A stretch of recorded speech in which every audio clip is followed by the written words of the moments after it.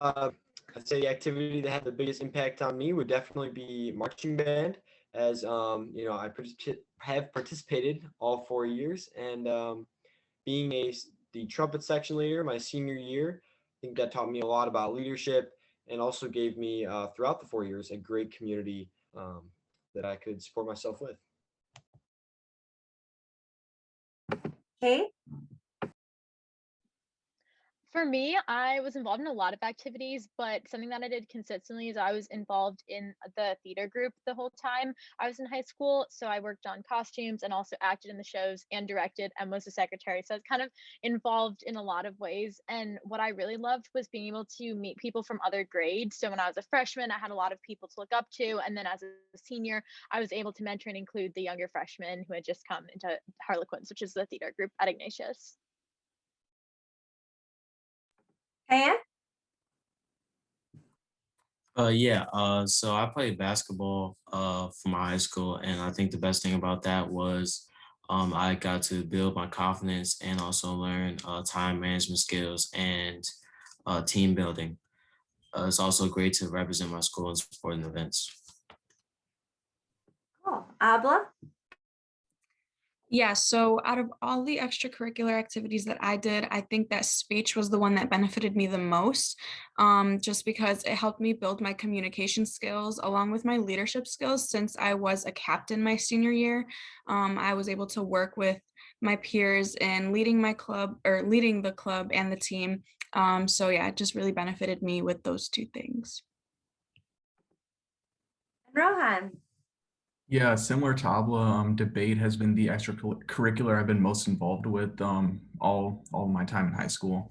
Similar to what Abla said, like it helped me build my communication skills and made me more confident in public speaking, and also it just helped me like writing essays and stuff for English. Like it just made my thoughts more clear when I was writing stuff down.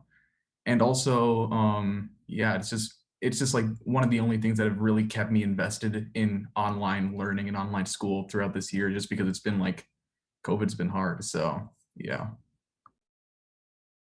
Yeah, here to that. I think that we can all relate to a little bit, and I give you all a lot of credit. As a high school teacher, being a student right now is pretty brutal, and so you're making the most of it. So kudos to you. So everyone who is a guest this evening, please feel free to ask some questions in the chat about high school, what it's like. In the meantime, I will continue asking them questions so you can benefit from their answers. But really, this evening is more about you gleaning information from them. So we want to make sure that your targeted questions are answered.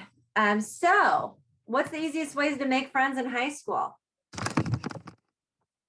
And anyone can just chime in as needed. Go ahead, Abba. I can answer that one. So for me, it was hard to make friends in high school just because you really don't know who to trust. You don't know who's really like a good friend, who's not. But one thing that really helped me meet people and, just kind of make friends was joining like clubs and extracurricular activities. I think that's where most of my friends came from rather than like classes or anything like that, because we all had like a common interest and we all spent so much time with each other that we just kind of created like a bond. And by the end of the season, we were like a family. So I would say like clubs and joining like teams, extracurricular activities is a really good way to meet people and make really good friends, lifelong friends, I'd say. Just to chime on to that, I think also not being afraid to reach out. So if you notice, oh, hey, this person is in 3 of my classes, don't be afraid to reach out and say, hey, I saw that you're in this class. Like, did you want to talk about the project or something? And then just reaching out. And something that I found helpful actually was when I had two classes with one person, was when you were in one class, like talking with them about the other class, like before it started and stuff. So you had something to talk about in each of your situations. Yeah, I definitely agree. Like one of my closest friends this year, we had almost all our entire schedule almost matched in freshman year, and we're still tight to this day. And yeah, I really agree with clubs though, because like your school, at least in Chicago, like Northside has a bunch of clubs you can join, and if there's not a club you don't like, then you can just make one yourself. And that's a great way to make friends, and that's just a great way to find people, especially when like I know high school was like really daunting for me when I first started, but just joining clubs, just talking to people who I shared multiple classes with. That just helped me get over the fear of joining high school. We do have awesome responses, and we have a question in the chat. What is one thing you were afraid of when you went to high school, but when you got there, it was not that big a deal?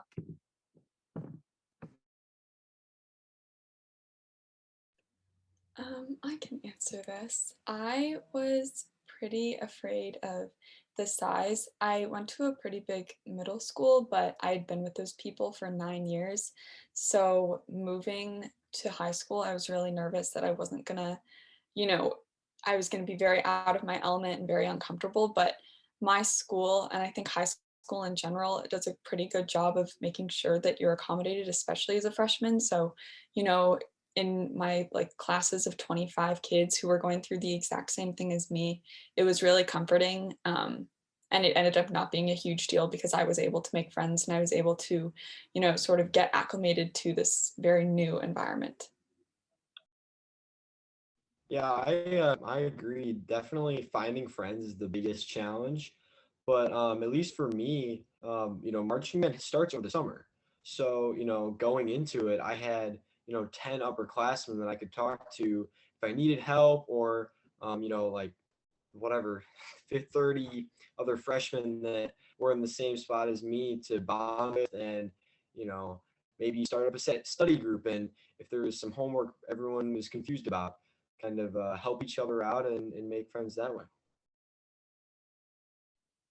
I definitely agree. For me, actually, one of the biggest things I was scared about was the size of the school. Like I came from a school, my elementary school had 30 kids per class or 30 kids per grade, and we were with those kids all 9 years, right? And Northside, it's one of the smaller schools in Chicago, but it's still like 1,000 kids. So that is just a little scary for me. But honestly, again, like Northside did a bunch of stuff to help acclimate us to the high school environment. Like 2 weeks, I think, before our school year started, we had this thing called Freshman Connection where we went to Irons Oaks, just like a forest preserve in the suburbs, and we did a bunch of team building exercises. And I still talk to a couple people who are in my group there. So that's just a great way to just make friends before school starts. So you have someone to like talk to if anything's getting overwhelming, or just someone to eat lunch with and stuff like that. I also went to a pretty small grade school, and something that I was kind of scared of was in grade school, I knew all of the teachers and I had an older sister, so they kind of knew me going into it.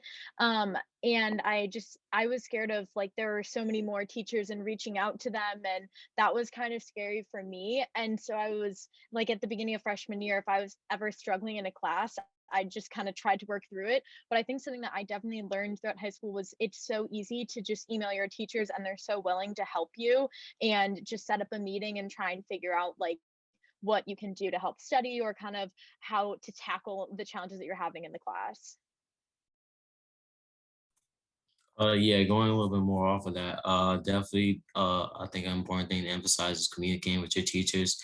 When I was in middle school, they talked a lot about how high school teachers weren't going to be as easy as they were, but then it turns out when you get to high school, they're really easy to talk to. So, yeah, it's definitely important to communicate with your teachers as much as you can, especially if you're confused with something, because most of the time, most teachers will comply with you and talk to you as much as you need.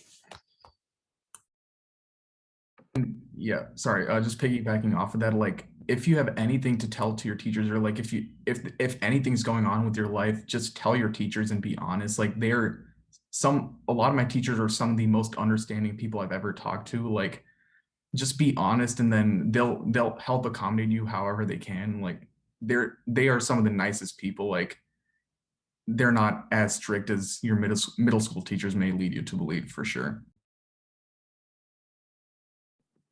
I'm noticing after both Rohan and Kyan and Kate's responses about teachers, Tara and I were both managers at Teen Innovators, and we're just nodding like, yes, yes, please communicate with us. Especially during COVID, my goodness, we have students whose parents have lost their jobs, who are battling COVID while they're e-learning. Like there's a lot going on, and we're here for all of it. So definitely reach out to your teachers. So how hard is high school? Like, what's the most challenging thing academically that you have faced during your high school experience? And how did you overcome that? In my opinion, I think that the first year is hardest because you have to get adjusted to different things. There's a lot going on. You're trying to get adjusted to high school. You're trying to find friends. You're trying to make sure, or you're trying to, I don't know, you can just, you maybe trying to be popular or something. You're trying to be on the basketball team or play a sport. So there's a lot going on. And a lot of people, at least from my talk about how junior and senior year are the hardest, but it's definitely freshman year because you're just getting acquainted with so many things so fast. So, yeah. Yeah, for me, I think it's kind of ongoing. I think AP tests are just the most daunting and kind of scary thing because there's so much potential for you to get AP credit and all that good stuff. But like this year, I have 5 AP tests, so it's going to be quite the big day of or big week of just taking tests, and you have to prepare. It's not something you can study the night before. It's a year of hard work and dedication, but it does pay off when you get that college credit and save tens of thousands of dollars potentially in college. Kind of going off of what Logan said about like exams and tests, one thing that I was super stressed about was the SAT, just because it seemed like it was this huge like deal, and it determined whether or not it seemed like it determined whether or not you would end up successful in life when I was in high school. And one thing that I realized was like there's really no reason to stress about it, because as long as you just like try your best, do what you can and try your hardest, like as long as you don't slack or anything like that, there's really nothing to be worried about, even if you were to like do terrible on it. I remember I didn't really do that good on the SAT compared to like my classmates and my friends that I knew, and I was super down on myself. But it really, I ended up going to community college, so to be honest, it really didn't matter. But I realized that it really doesn't determine who you are and like how successful you will be in life. What really matters is like, as long as you gave your all and you tried your best and you got a good score or a bad score, at the end of the day, you did what you could, and that's really all that matters. I think for me, something that I was worried about was just overall the workload. And there was things like AP tests and the SAT and ACT, but also even just like daily homework, I was pretty overwhelmed by. And I feel like everyone says this for any high school tips, but like time management and staying on top of things. So like that like really helped me. I had like a planner, and whenever my teacher would just like say an assignment, I would just try and write it down, because then I would have it in my mind like, oh, this assignment is coming up, because where I went to high school at Ignatius and we use iPads, but the teachers all use different platforms. So like some use Google Classroom, some use Canvas. So it's kind of hard to keep track of all the assignments, but having it all in one place in my planner and writing that down really helped me stay on top of it. And then um also like just learning how I studied and what worked for me. So the leadership class actually for teen innovators that I give is effective note taking. I'll be giving it next Tuesday at 5 p.m. I believe. And so in that I just kind of talk about it's what works for you. So you'll try, and some things might not work and some things might work really well for you for studying. So that was definitely one thing that I learned throughout my time in high school.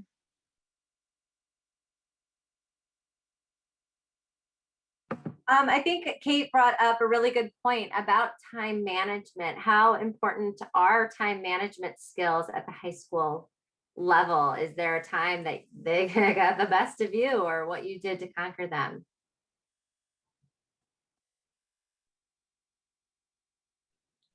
Yeah, honestly, for me, sorry, it is just a bunch of like trial and error. Like my whole freshman year was just pretty much me experimenting with what worked, what didn't. Freshman year is good for that because the course load or the workload is still slightly easier than what you're going to expect in sophomore, junior, and senior year. It's still going to be harder than elementary, middle school, of course, but at Northside, I'm just going to speak on Northside specifically because we have a different schedule than what you'd expect, but we have like 2 days between classes, and 3 days if you count the weekend. So really just like what I'm doing now is like splitting up my work for each class between the 2 days just to make it easier on myself, so I don't have to focus on like doing one huge assignment in one night or in 1 hour, even especially if it's not even due for another 2 days. So just splitting up your workload and just making it easy, make it as easy for yourself, and do some work, but don't overwhelm yourself with work, and don't do not enough work that you're going to procrastinate and just freak out right at the end, right before it's due. Yeah, I can definitely relate to what Rohan said. Just to backpack off of his point, I'm a procrastinator by nature. Um, and I think, it's a constant learning curve, learning how to do your work and do it efficiently, but also do it well. And something that I've sort of learned in quarantine, especially, is don't like sit with your work necessarily. I think something that really helped me was being in a sport or being a part of clubs and taking time to get out of my head and be away from it so that I wasn't worried about it or stressed out about when I was going to finish it. I had something else to sort of keep my mind on. So um, that's not to say like create distractions for yourself, but there are lots of ways to be productive, and they definitely all sort of go together, because whenever I was on a competitive like club team, it made doing my homework and all of my other responsibilities easier.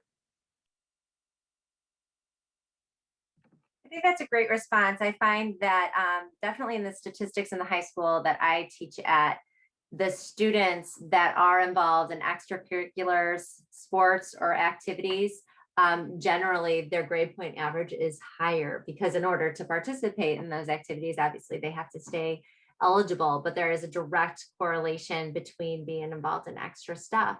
And speaking of extra stuff, Teen Innovators is here for you to sort of pick up where high school curriculum isn't necessarily teaching you those skills. Kate mentioned that she teaches a note-taking skills class.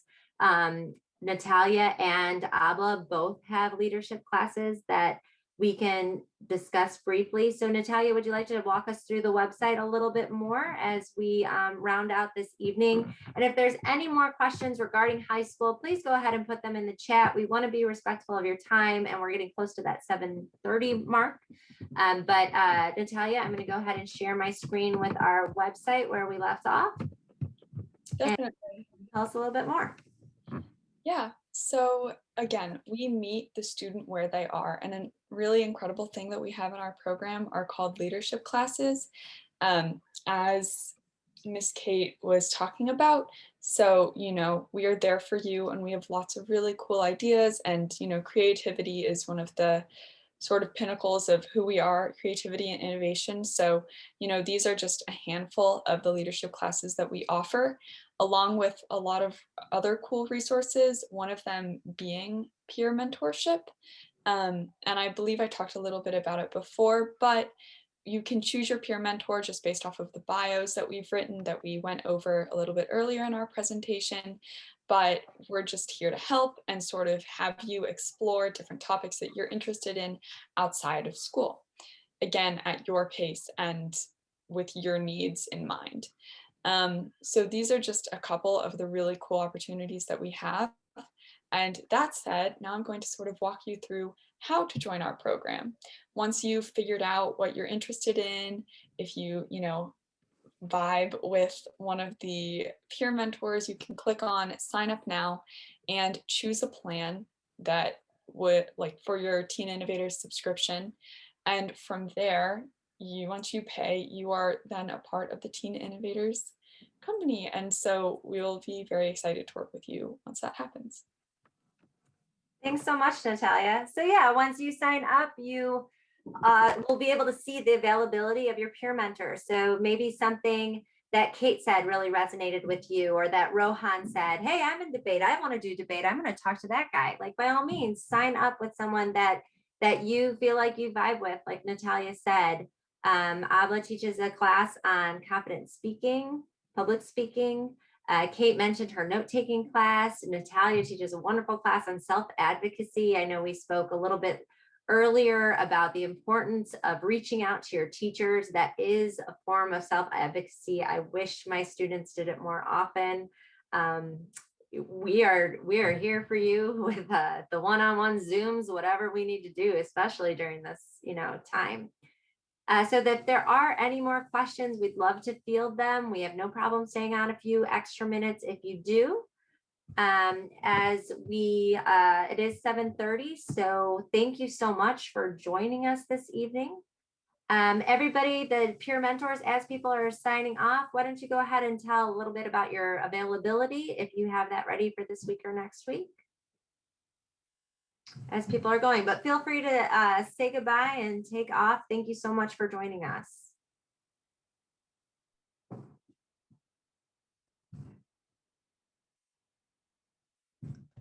All right, I'm Logan. I'm available Tuesdays, every Tuesday.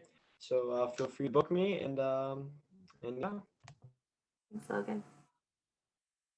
I'm available most Tuesdays and Thursdays. I'm giving my leadership class next Tuesday the 2nd and most Tuesdays in March.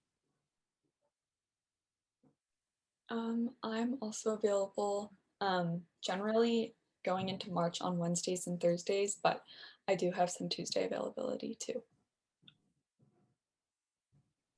So I'm not entirely sure how available I am during March, but generally Tuesdays and Thursdays are the days that I am available.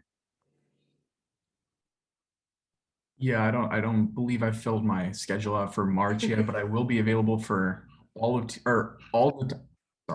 day Tuesday and Thursday evenings generally. I'm also available Tuesdays and Thursdays and Wednesdays if needed.